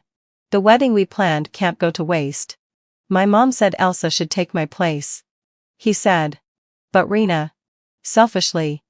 I still want you. He leaned in, the faint scent of alcohol lingering on him. Because of his job, Dylan oft and rank at dinners. I hated the smell of alcohol the most. After we married, whenever he had to drink, he either went out to a hotel room alone or stood in the cold wine for an hour until the smell mostly faded before coming home. Later, when he and Elsa became true love, he stopped coming home altogether. Sometimes, when he did come back, Elsa would complain about the smell and chase him out. He was no longer the man who would stand in the wind just for a word from me. But today, the alcohol smell was faint, clearly aired out, yet I no longer felt touched by his thoughtfulness. Dylan asked, Rena, what can I do to earn your forgiveness? Shouldn't the one who died on the cruise have been me, not the unborn child? I said, my voice cold. His face twisted in pain, bloodshot eyes betraying his torment. But when I looked into those eyes, all I saw was his impatience before the ship sank. In front of so many people, he pointed at a trembling Elsa and told the rescuers. This is my wife. She's pregnant and needs priority rescue. Meanwhile, anyone truly pregnant was left in danger. My cries and pleas were met with a displeased glance. It's just water. You can swim and have a life jacket. You won't die. Elsa's afraid of water. If she went under, she'd probably get sick from fright. Immersed in the freezing sea, I felt the child leave me bit by bit. Fear and despair wrapped around me, nearly pushing me to unfasten my life jacket and sink into the depths. But I survived, carrying an unyielding determination. On the wedding day, I showed up as scheduled. Dylan waited for me in the dressing room. As I entered, he handed me a large bag containing the puffy wedding dress. I threw it in the trash, where it was taken away by the garbage truck only for Dylan to retrieve it, clean it, mend it, and bring it here again. Rena, I know you don't like this dress, but you looked really beautiful in it. If you could do it all over, would you wear it and marry me? He looked at me with hopeful eyes, silently begging me to put it on. I stared back coldly, not even moving a finger. Yes. You don't like this dress, and I can't force you. He sighed, utterly defeated. Rena, after you left, I realized your shadow is everywhere in my life. I can't live without you. By the morning sink, it's your shadow shaving me. In the kitchen, it's your busy hands preparing meals. A neatly arranged suits in the wardrobe vet your thoughtful care. Only now do I understand. The passion with Elsa was just a hormonal flare-up. Only with you is there steady, enduring love. He looked at me ruefully. Is it too late? Dylan still didn't wait for my answer. He stood there, the sadness in his eyes layering deeper and deeper. Rena. That silk wedding dress you liked, I bought it too. I know you'll never wear it for me. But I hope it can be our last memory of love. Can you forgive me? Forgive my betrayal and the pain I caused you? I grew impatient. No forgiveness. Dylan. If you came here just to say that, then forget it. Let's wait for the court ruling. Dylan smiled bitterly as if waking from a bad dream and pulled out the signed divorce papers from the other side. Rena. I didn't expect you to be in such a hurry. Not even leaving time for us to talk things over. I stopped and turned. Speaking seriously. Dylan. From the moment you betrayed me, there was no past between us worth talking about. Suddenly raising his voice with a thick, broken tone, he said, that wedding dress is in the next dressing room. Don't you want to see it? No. There's no need. Stepping out of the dressing room, Elsa stood by the door in her wedding gown, seemingly eavesdropping. Are you seducing my Dylan again? We're already divorced. Stop this lingering nonsense in the bride today. She lifted her chin proudly. Wearing that silk wedding dress. I found this dress in the next dressing room. It has to be Dylan's surprise for me. It's far more exquisite than the last one. Holding up her skirt, she brushed past me. Move aside. Doesn't it embarrass you, the ex-wife, to show up at an occasion like this? I glanced back toward the dressing room behind me, where Dylan was gazing at that silk dress with awe. But this time, there was no trace of Elsa in his eyes. The wedding began smoothly. Dylan's parents, though burning with resentment, could do nothing. For them, the worst thing wasn't marrying Elsa, it was that there was no bride at all. Dylan. Do you take Miss Elsa to be your lawful wife, in sickness and in health, for richer or poorer, to love and to honor? Dylan's eyes passed over Elsa's shoulder, landing on me seated quietly in the corner. I do. When it was Elsa's turn, she spat venomous lie. I don't. I won't marry you. You're nothing but a bastard. With that, she brandished a fruit knife in one hand and stabbed fiercely at Dylan. Chaos erupted instantly. Dylan's parents were horrified, nearly fainting. Elsa's hands were covered in blood, yet a triumphant smile played on her lips. Dylan. I told you I wanted true love. How could you betray me so badly and expect to get away with it? Her expression echoed the one she wore just 2 hours earlier. After leaving Dylan's dressing room, Elsa had found me. He doesn't love me anymore. Why? Why does he look at me as if I'm invisible, but at you as if you're the only one? I pulled up a recording on my phone. It was Dylan, in his small apartment in Sioux City, swearing that his relationship with Elsa was merely physical, not love. What did he take me for? I said nothing. Only told her. The tattoo on Dylan's ABS is my name's initials. I once thought that was real love. In truth, Dylan was a pit of fire. Elsa's shock and fury became impossible to hide. She bit her lip, clenched her fists. He's been lying to me all along. He said you two were just a FA'd. Never really married. I endured so much being scorned as the other woman by countless people. Even tolerating those crazy parents only to end up like this? My love had already sunk beneath the waves. But what Elsa thought was true love, it was no more than a bubble on the sea. Back at the wedding scene, the pure white romance had turned into chaos. The police arrived to take the assailing Elsa away, while Dylan was rushed to the hospital. I turned away as a message popped up on my phone. Next month, Route 318 to Tibet. Are you coming? I remembered my first trip there. Sunlight kissed the golden peaks. The vast land stretched endlessly. I left my love and hatred on the wide plateau, taking with me only the resolve to leave. Love sank with the cruise to the ocean floor, and I was the sole survivor. I opened my phone, vibrating nonstop with dozens of missed calls from Dylan. I pulled out the SIM card and placed it in a backup phone. Along with that youthful, budding love, the mutual support, and the 7-year itch of marriage, I turned the phone off. Now, as I prepare to travel Route 318 again, it feels like a rebirth.